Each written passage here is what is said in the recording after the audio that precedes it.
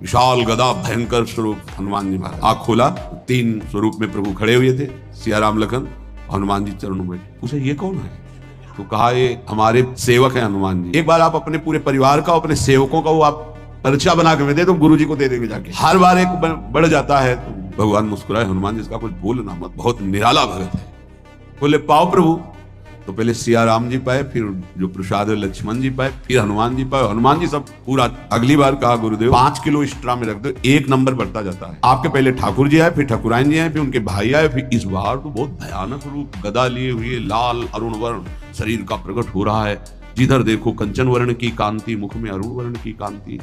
हमने पूछा आपके ठाकुर जी से, तो उन्होंने कहा कि वो सेवक हैं। को रोमांच हो रहा, क्या सही भगवान करुणा करके इसको दर्शन देते हैं। अब अगली बार अगर ये बात करेगा कि तो फिर अब हम इसकी परीक्षा ले गया इस तरह में, बनाया सब। आओ गुरुदेव। अब तो पता था कोई आने वाला नहीं। गुरुदेव के ठाकुर 2 संख्या बढ़ गई।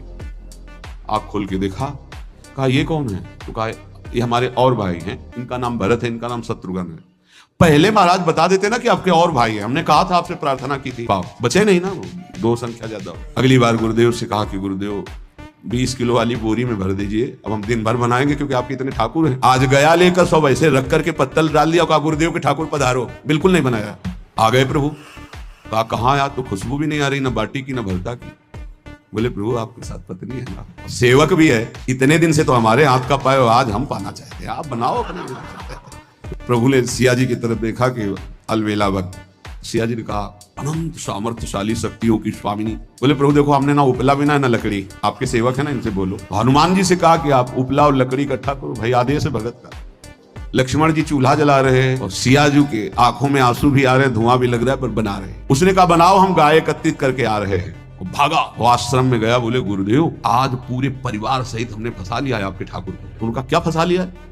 बोले बड़े ठाकुर, छोटे ठाकुर, सेवक, उनकी पत्नी और 2 भाई उनके, पूरा परिकर सब बना रहे रोटी बाटी सब। महाराज आप चलो, आपको शंका होती थी आज उनके हाथ कपाए। तो उनको लगा कि पागल आदमी, राम जी, लखन जी, भरत, शत्रुघ्न, सिया जी, हनुमान जी, ये बड़े बड़े योगियों के ध्यान में आने वाले नहीं। ये कैसे एक गंवार आदमी जिसको कभी कोई नाम जपना नहीं आया, कोई ग्रंथ नहीं आया, उसके सामने। और भगवान की दयालुता पर संशय नहीं करना चाहिए। चल के देखते हैं। जो ही वहां गए, क्योंकि निरंतर भजन परायण थे, वहां गए तो पूरा राम दरबार उपस्थित और बड़ा सुंदर व्यंजन स्वयं जानकी जी बना रहे। प्रभु के चरणों में साष्टांग दंडोत है। कहा प्रभु लीला समझ। भगवान ने कहा देखो जो ज्ञानी भक्त हैं उनके लिए मैं अत्यंत तर्क के द्वारा भी पकड़ में नहीं आता।